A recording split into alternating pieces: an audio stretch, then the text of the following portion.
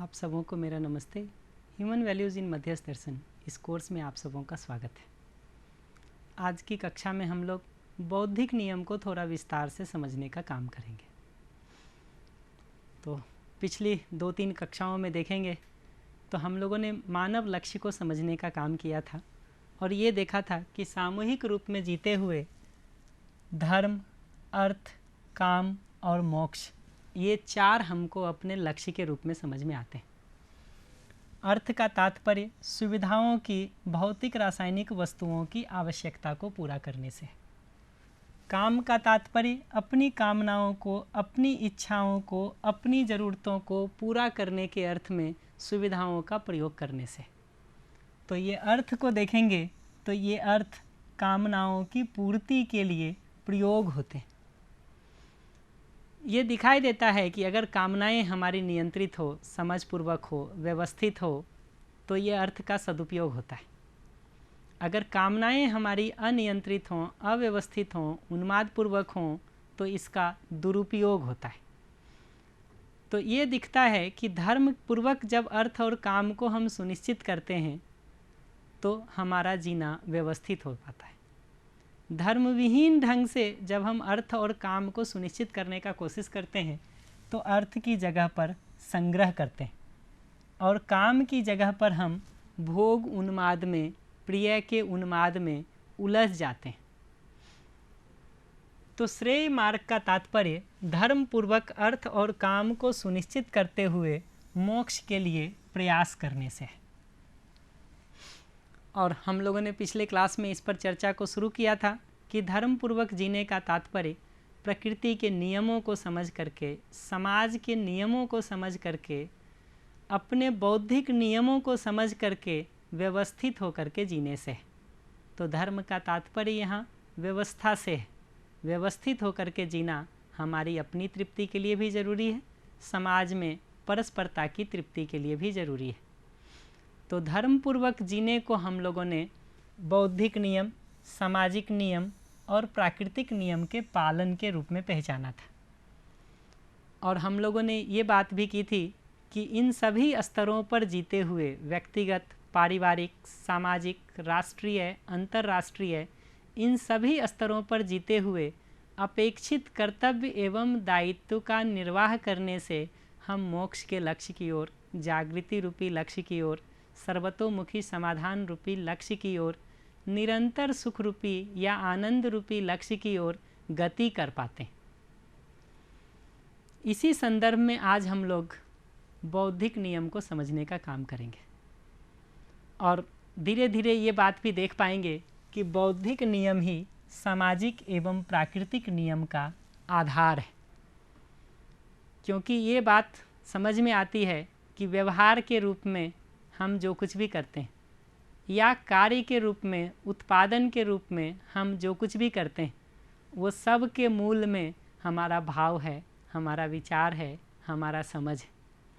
इसलिए अगर हमारा जीवन व्यवस्थित है बौद्धिक नियम पूर्वक तो हमारा व्यवहार व्यवस्थित होता ही है, हमारा व्यवसाय व्यवस्थित होता ही है, हमारी परस्परता में जीना व्यवस्थित होता ही है।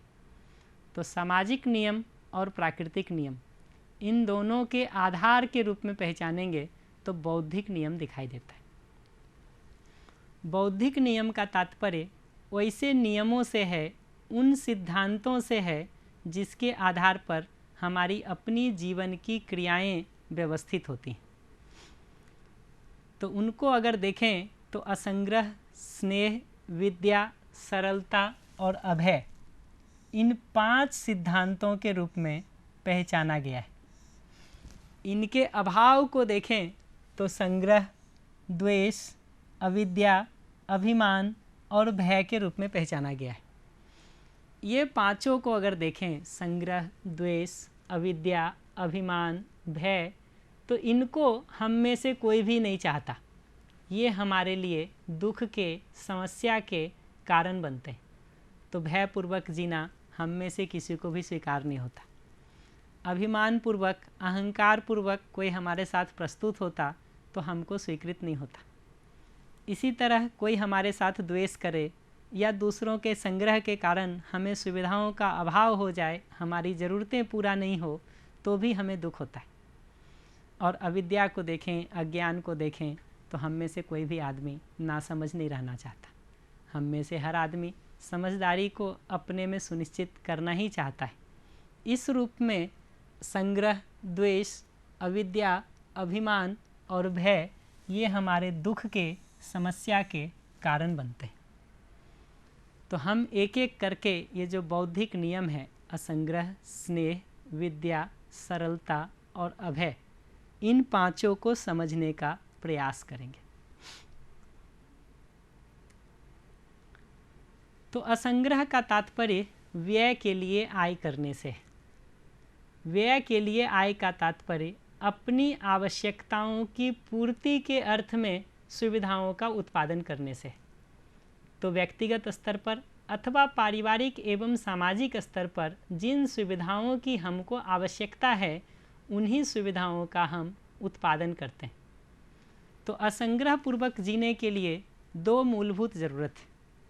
पहला मूलभूत ज़रूरत है अपनी सुविधा या आवश्यकता की ठीक ठीक पहचान होना, अपने व्यय का, अपने उपयोग सदुपयोग का ठीक ठीक पता होना। और दूसरा, आय के लिए, उत्पादन के लिए ये ज़रूरी है कि प्राकृतिक नियमों का ध्यान रख करके हम उत्पादन क्रियाकलाप को कर पाएँ। तो असंग्रह पूर्वक जीने से हमारी अपनी आवश्यकता की भी पूर्ति होती है, साथ साथ हम प्रकृति का भी ध्यान रख पाते हैं। तो असंग्रह पूर्वक जब हम जीते हैं तो अपने सदुपयोग के अर्थ में ही सुविधा को घर लाते हैं, प्रयोग करते हैं। संग्रह के अर्थ में, भोग के अर्थ में हम सुविधाओं का प्रयोग नहीं करते। तो असंग्रह का तात्पर्य सुविधाओं का प्रयोग नहीं करना नहीं है, बल्कि असंग्रह का तात्पर्य सदुपयोग के अर्थ में सुविधाओं को प्रयोग करने से है। भोग से, दुरुपयोग से, अनावश्यक संग्रह से बचे रहने से। तो असंग्रह पूर्वक जब हम जीते हैं तो ये दिखता है कि प्रकृति का अनावश्यक दोहन या शोषण नहीं होता, क्योंकि हमारी सुविधा जो भी हम प्रयोग करते हैं, जो भी हमको उपलब्ध होता है, वो प्राकृतिक संसाधनों से ही हमको मिलता है। ये खनिज, ये वनस्पति, ये पेड़ पौधे, ये पशु पक्षी, यही हमारे लिए प्राकृतिक संसाधन हैं जहाँ से हमको अपने प्रयोग के लिए सुविधाएं मिलती हैं। तो उन जगहों पर हमारे असंग्रह पूर्वक जीने से अनावश्यक दबाव नहीं पड़ता है, अननेसेसरी हम उनका दुरुपयोग नहीं करते। दूसरा ये भी दिखाई देता है कि हमारे असंग्रह पूर्वक जीने से समाज में लोगों को प्रयोग के लिए सुविधाएं उपलब्ध होती हैं। यदि हम संग्रह पूर्वक जीते हैं, अनावश्यक रूप से अपने घर में सुविधाओं को जमा करके, इकट्ठा करके रखते हैं, तो समाज में जिन दूसरे लोगों को इसकी ज़रूरत है उसका अभाव हो जाता है। तो असंग्रह पूर्वक जीने से हमारी अपनी तृप्ति होती है, यानी सदुपयोग पूर्वक जीने से, सद्व्यय करने से हमारी अपनी आवश्यकता भी पूर्ति होती है, परस्परता की आवश्यकताओं के पूरा होने की संभावना बनती है, और शेष प्रकृति के साथ भी हमारा जीना संतुलित हो पाता है, व्यवस्थित हो पाता है। तो असंग्रह को देखें तो ये प्राकृतिक नियम का आधार है। मनुष्य प्राकृतिक नियम पूर्वक व्यवसाय कर सके, उत्पादन कर सके, इसके लिए अपने में असंग्रह की, यानी सदुपयोग की, सद्व्यय की, अनावश्यक संग्रह से बचे रहने की मानसिकता का होना आवश्यक है। दूसरे नियम को देखेंगे तो स्नेह के रूप में पहचाना है। स्नेह का तात्पर्य है मनुष्यों को संबंधी के रूप में स्वीकार पाना, और उस संबंध में जो भी हमारा दायित्व बनता है, जो भी हमारा कर्तव्य बनता है, उसका निष्ठापूर्वक निर्वाह करना। तो दूसरे मनुष्य को अपने संबंधी और सहयोगी के रूप में देख पाना, ना कि विरोधी के रूप में, ये स्नेह का भाव है। और इस स्नेह के भाव की पहचान ये दिखती है कि जब भी हमारा किसी के साथ स्नेह या संबंध का भाव होता है, तो उस परस्परता में हम अपनी ओर से जिम्मेदारियों का निर्वाह करके तृप्त होते हैं, खुश होते हैं, संतुष्ट होते हैं। वहीं अगर स्नेह की जगह विरोध का या द्वेष का भाव हो तो हमको छोटा से छोटा काम करना भी बोझ महसूस होता है, अपनी जिम्मेदारी नहीं महसूस होती। तो स्नेहपूर्वक जीने से परस्परता में हमारा जीना व्यवस्थित होता है। अर्थात हम अपनी ओर से जब मानवीय मूल्यों, मानवीय भावों के साथ जीते हैं, न्यायपूर्ण व्यवहार को सुनिश्चित करते हैं, तो हमारी तृप्ति के साथ साथ परस्परता में जिन मनुष्यों के साथ भी हमारा जीना होता है, परिवार में, समाज में, वहाँ पर भी हम दूसरों की तृप्ति के स्रोत बन पाते हैं।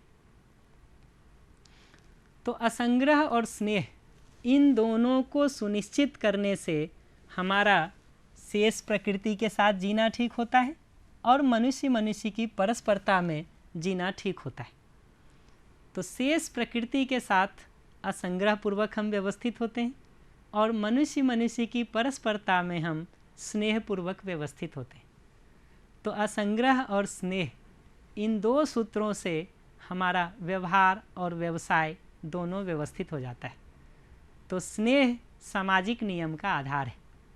सामाजिक नियम में स्वधन, स्वनारी पुरुष, दयापूर्ण व्यवहार कार्य के निर्वाह के लिए अपने में स्नेह की मानसिकता का होना, स्नेह के भाव का होना आवश्यक है।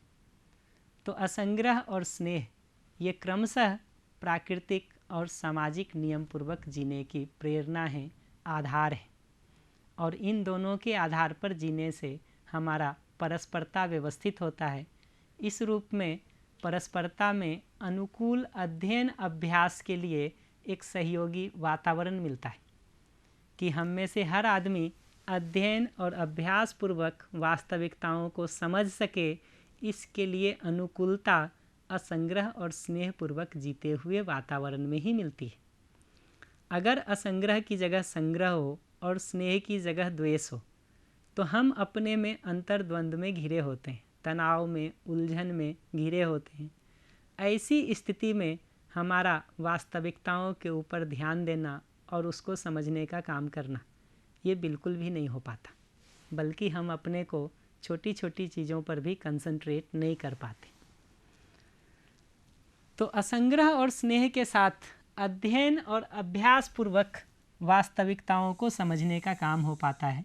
जो वस्तु जैसी है उसको वैसा ही हम देख पाते हैं, समझ पाते हैं, यानी यथार्थ ज्ञान को अपने में सुनिश्चित कर पाते हैं।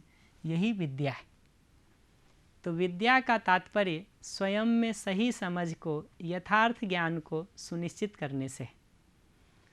तो विद्या के आधार पर हम अस्तित्व की सभी वास्तविकताओं के प्रति निर्भ्रम होते हैं, यानी जो वास्तविकता जैसी है उसको हम वैसा ही देख पाते हैं। तो स्वयं के प्रति यानी मानव के प्रति, इस पूरी प्रकृति के प्रति, पूरे अस्तित्व के प्रति, मानवीय आचरण के प्रति हमारे अंदर निर्भ्रमता आ पाती है। ऐसी निर्भ्रमता के साथ जब हम जीते हैं तो हमारा अभिमान समाप्त होता है और हम सरलतापूर्वक जी पाते हैं। सरलता का तात्पर्य अभिमान रहित ढंग से, अहंकार रहित ढंग से जीने से है। तो अभी अगर देखेंगे तो हम जब अपना अधिमूल्यन किए रहते हैं, दूसरे का अवमूल्यन किए रहते हैं, तो हम कहीं ना कहीं स्वयं को श्रेष्ठ मानते हैं, दूसरे को नेष्ट मानते हैं। इस आधार पर हमारा जीना अभिमानपूर्वक होता है। जैसे जैसे हमारा ध्यान समझपूर्वक अस्तित्व के ऊपर जाता है, सहअस्तित्व के ऊपर जाता है, समष्टि के ऊपर जाता है, और हमको ये समझ में आता है कि अस्तित्व का होना तो सहअस्तित्व पूर्वक ही है, हमारा जीने का स्वरूप तो सहअस्तित्व पूर्वक ही बनता है, और इस पूरे समष्टि के एक भाग हैं हम। इस रूप में समष्टि का एक अंश हैं हम। तो समष्टि के एक अंश के रूप में अपने को देखने से अपना अभिमान समाप्त होता है। तो ऐसा नहीं है कि ये पूरी प्रकृति, पूरे अस्तित्व हमारे चारों ओर घूम रहे हैं, बल्कि ऐसा है कि पूरी प्रकृति के, पूरे अस्तित्व के होने की अपनी एक निश्चित व्यवस्था है, हम उसके एक भाग हैं। विद्या और सरलता, इससे हमारा सहअस्तित्व को समझना हो जाता है और सहअस्तित्व पूर्वक जीना हो जाता है। तो बहुत संक्षेप में कहें तो विद्या का तात्पर्य सहअस्तित्व को समझने से है और सरलता का तात्पर्य सहअस्तित्व पूर्वक जीने से। तो सहअस्तित्व को समझने और सहअस्तित्व पूर्वक जीने के आधार पर हर क्षण हमारा सहअस्तित्व के प्रति विश्वास बना रहता है। सहअस्तित्व के प्रति इस नित्य विश्वास को ही अभय के रूप में पहचाना है, क्योंकि अब हमारे भयभीत होने का कोई कारण नहीं बचता है। अस्तित्व को सहअस्तित्व के रूप में देख पाने के आधार पर और परस्पर पूरकता के अर्थ में जी पाने के आधार पर हम सभी प्रकार के भयों से मुक्त हो जाते हैं। तो भय के विस्तार को अगर देखें तो अभी सामान्य रूप से ये 4 प्रकार के भय दिखाई देते हैं। प्राण भय, पद भय, मान भय, धन भय। धन भय का तात्पर्य जिन सुविधाओं को भी हमने इकट्ठा किया है, अर्जित किया है, उनके ह्रास हो जाने से है, नाश हो जाने से है, छीन जाने से है। उसी तरह से मान भय का तात्पर्य अपने यश के, प्रतिष्ठा के, पद के धूमिल हो जाने से। उसी तरह से पद भय को अगर देखेंगे तो समाज में जीते हुए जिन पदों को भी हमको मिला है निर्वाह करने के लिए, उन पदों के छिन जाने के भय को पद भय के रूप में पहचाना है। और हमारे शरीर की मृत्यु हो जाएगी, इस रूप में प्राण भय को पहचाना है। तो अभी अगर देखेंगे तो ये 4 प्रकार के भय से हम में से ज़्यादातर लोग ग्रसित होते हैं। जो सुविधा है हमारे पास उसके खो देने का भय, जो यश प्रतिष्ठा या पहचान है हमारी उसके खो देने का भय, जो पद हमको मिला हुआ है समाज में, परिवार में, व्यवस्था में, उसको खो देने का भय, और अंततोगत्वा शरीर की मृत्यु का भय। ये 4 प्रकार के भय अभी सामान्य रूप से हमको अपने जीने में दिखाई देते हैं। जैसे जैसे हम वास्तविकताओं को ठीक ठीक समझते हैं, वैसे वैसे इन 4 भय से एक एक करके हम बाहर निकल पाते हैं। तो भौतिक रासायनिक वस्तुओं की आवर्तनशीलता को समझ पाने के आधार पर, जड़ प्रकृति की परिवर्तनशीलता को समझ पाने के आधार पर धन भय से मुक्ति होती है। क्योंकि जड़ प्रकृति की आवर्तनशीलता को समझने से हमें ये पता चलता है कि प्रकृति की ये इकाइयाँ तो परिवर्तनशील हैं ही, इनका कभी भी पूरी तरह से हर समय के लिए संरक्षण नहीं हो सकता, इनका नित्य बने रहना संभव नहीं है। उसी तरह से मान भय को देखें तो जब तक समाज अखंड समाज के अर्थ में ना हो जाए, सार्वभौम व्यवस्था के अर्थ में ना हो जाए, तब तक हमारी स्वीकृतियाँ सर्वत्र होगी ये आवश्यक नहीं है। और दूसरी तरफ से देखें तो ये भी दिखाई देता है कि अस्तित्व में हर व्यक्ति की अपनी कुछ कला है, अपनी कुछ मौलिकता है।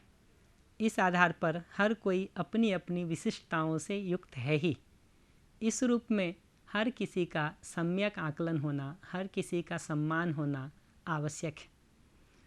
उसी तरह से जब हम समाज की व्यवस्था को, प्रकृति की व्यवस्था को देखते हैं, उसमें अपने दायित्व और कर्तव्य निर्वाह के रूप में पद को देखते हैं, तो अधिक योग्य व्यक्ति के रूप में उस पद को अर्पित करना बनता ही है। तो हमारा फिर पद के साथ अटैचमेंट नहीं होता, लगाव नहीं होता, जिसको आज के दिन सामान्य भाषा में कुर्सी खोने का भय कहते हैं, उस भय से हम मुक्त हो पाते हैं।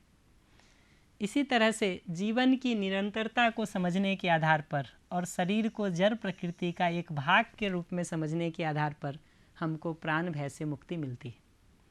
क्योंकि ये समझ में आता है कि हर शरीर जो प्राण कोशिका से बनी हुई रचना है, एक निश्चित समय के बाद विरचित होता ही है।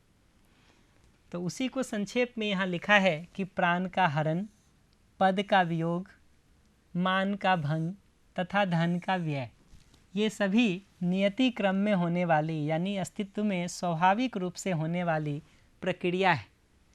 ये प्रक्रिया अस्तित्व में घटित होती ही है। हम इसको निरंतर मान लेते हैं, यही संकट का कारण है, यही समस्या का कारण है।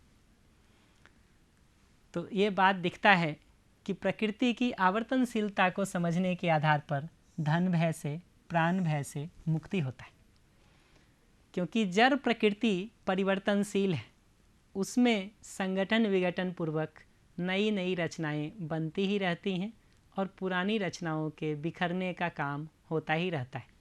इस आधार पर भौतिक रासायनिक वस्तुओं के रूप में जो धन है हमारे पास, या शरीर जो जड़ प्रकृति का भाग है, प्राण कोशिकाओं से बनी हुई एक रचना है, उसका एक दिन विरचित होना ही है।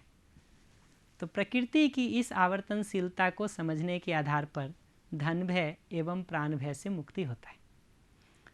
इसी तरह से परस्परता में संबंध को समझने के आधार पर, संबंध में भावों को समझने के आधार पर, अस्तित्व को ठीक ठीक समझने के आधार पर हम अपने में नित्य तृप्त रहते हैं और अब पद या मान हमको अपने तृप्ति के स्रोत के रूप में नहीं दिखाई देता।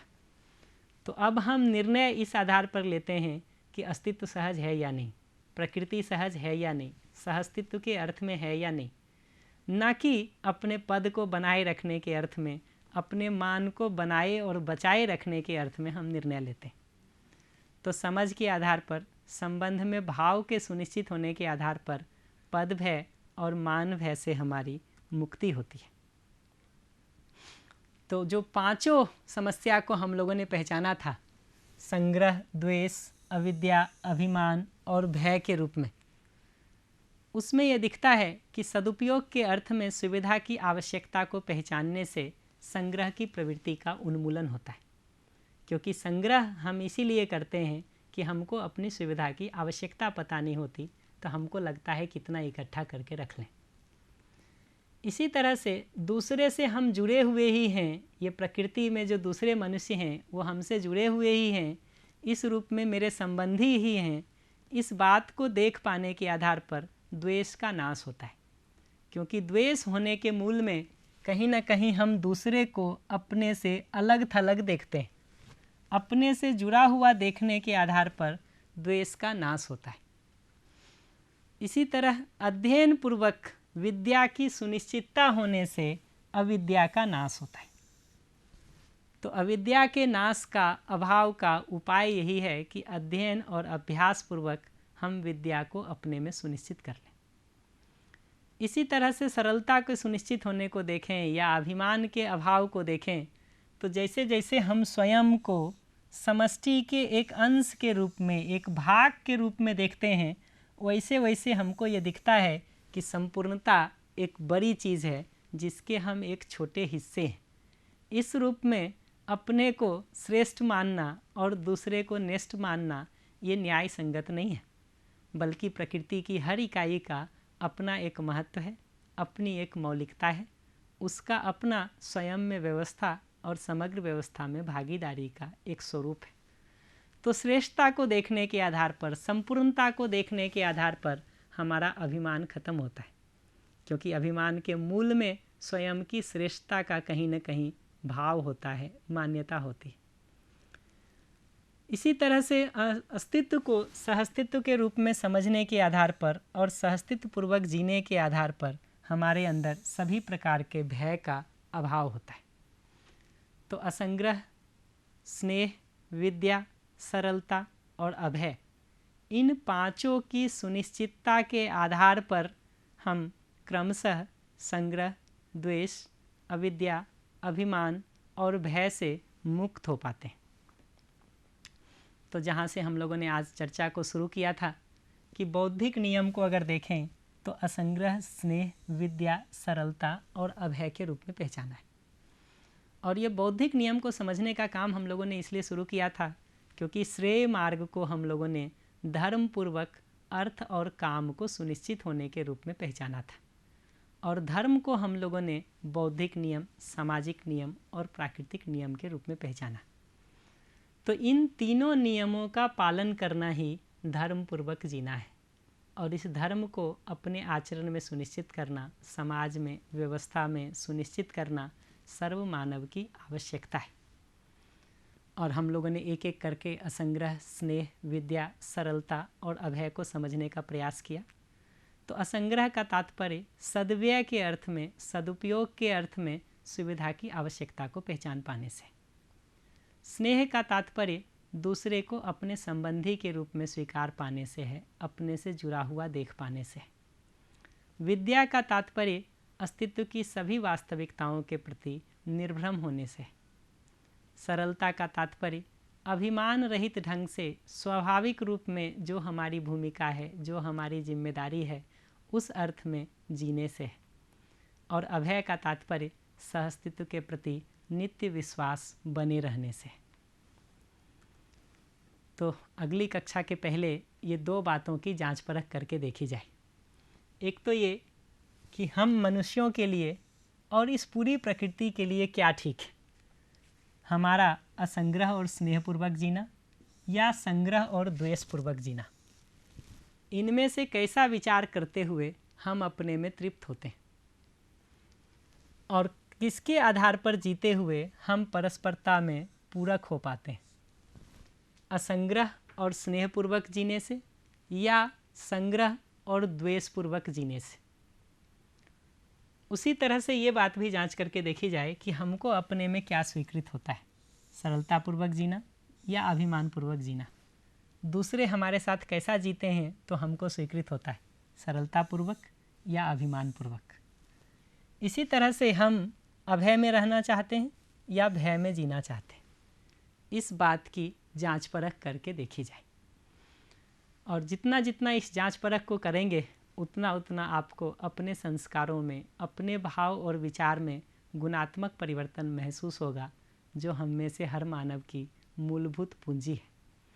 तो अगली कक्षा में हम लोग सामाजिक नियम और प्राकृतिक नियम को विस्तार करने का काम करेंगे। धन्यवाद।